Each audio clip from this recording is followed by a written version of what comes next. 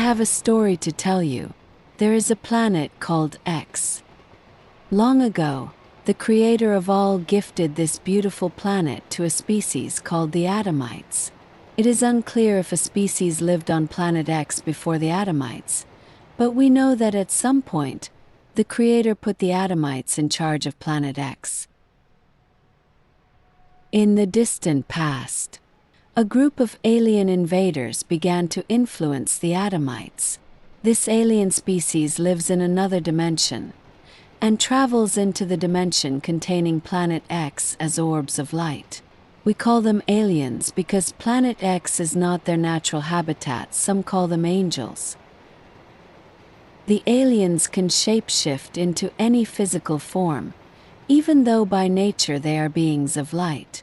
When they first approached the Adamites, they came up to them looking as if they were Adamites. They arrived looking beautiful and began to teach the Adamites many things, including how to produce weapons of war, jewelry, makeup, and magic. They also dazzled them with technology, which they only gave to a small group of rulers that they used to maintain control of the others. In doing all this, they started the Adamites on a track that was not in line with the Creator's will for them, and which would eventually lead to their fall into complete degradation. The aliens knew that what they were doing was against the rules of the Creator, as they were not supposed to meddle in the trajectory of other living creatures with intelligence and free will. However, the Creator has given them free will too, so they decided to use it to do things outside of the Creator's will. They wanted to be like the Creator, and to set their own path for the Adamites.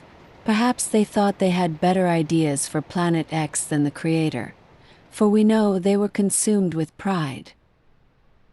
At some point, the aliens went even further and had sexual intercourse with the Adamite women and produced a group of hybrids called Nephilim. The hybrids were extremely aggressive and large, and were used to keep any Adamite tribes in line who became weary with the aliens.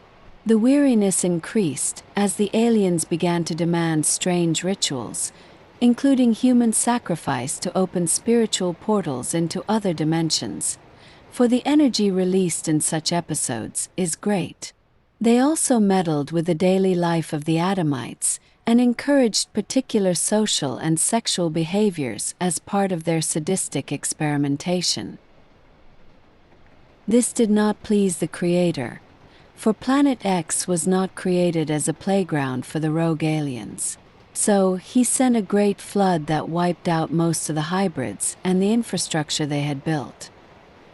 He raised up a prophet in advance to warn the people that the flood was coming, and this prophet, acting in faith, created a ship that was used to keep a large amount of Adamites protected during the storm.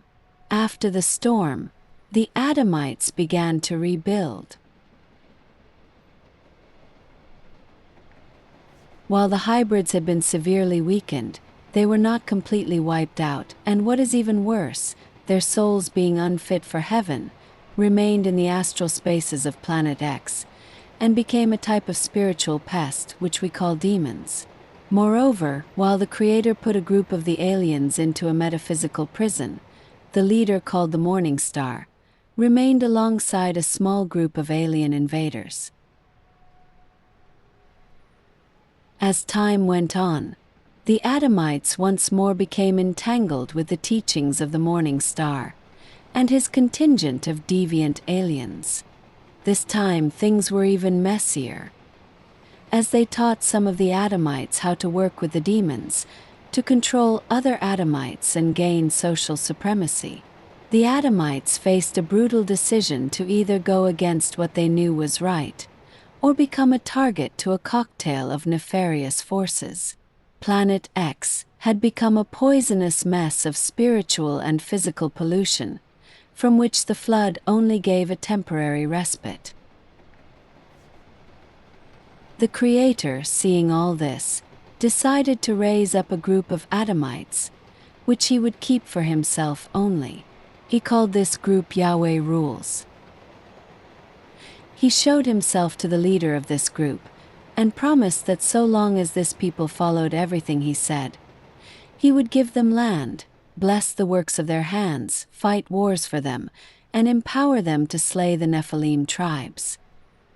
So it happened, and the Yahweh rules conquered Nephilim lands, and set up a kingdom dedicated to the worship of the Creator.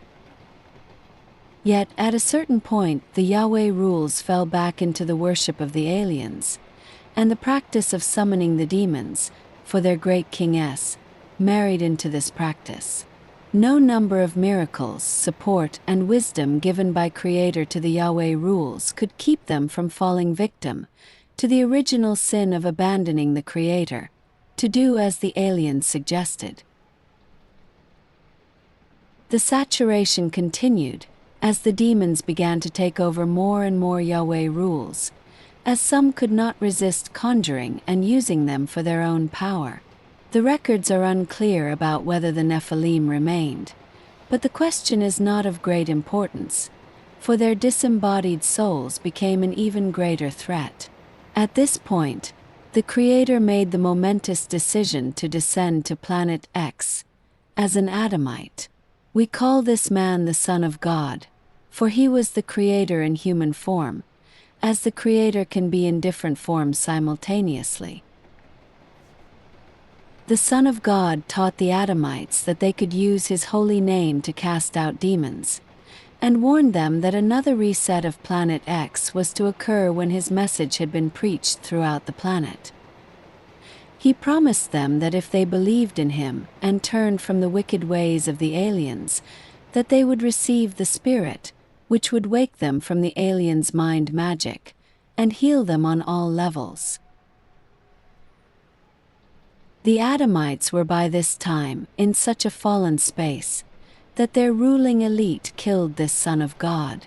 For one of the tricks of the Morning Star and his cosmic crime group has always been to raise up the most fallen of the Adamites and grant them pleasures of all types for doing their will. Hence, the gross spectacle unfolded, and the Son of God was murdered on a tree. However, the Creator had sent many prophets in advance, indicating that the Son of God would rise from the chains of death and be seen by many people, so that his message would begin its spread, on path to the eventual end of the age. For while the aliens are highly intelligent, the Creator is infinitely superior, and is himself full of surprises. Even though they tried, the aliens did not manage to properly decode the prophecies sent to the Adamites following the flood. To facilitate the understanding of the people as to what was happening, the Creator knocked one of the greatest minds of Yahweh rules off a horse, gave him a vision, and spoke to him. This man, the Apostle, would walk from town to town, explaining how the murder of the Son of God was not a failure, but was the fulfillment of the many promises God had whispered into the minds of his chosen. It was made clear how God had intended for his Son to be unjustly murdered, raised from the dead, to then inspire an army of believers to turn the Adamites back to the Creator and away from the aliens. From this time on, those that accept the message of the Son of God and repent their sins, receive the Spirit, and become part of Yahweh rules, the Creator's chosen people, set aside and protected under his wings. These chosen people were to teach the story and commandments of the Son of God, until the time was right for this age to end. This age will end with fire rather than water, and will be followed by the reset of the Adamites and the eradication of the alien interference with their destiny.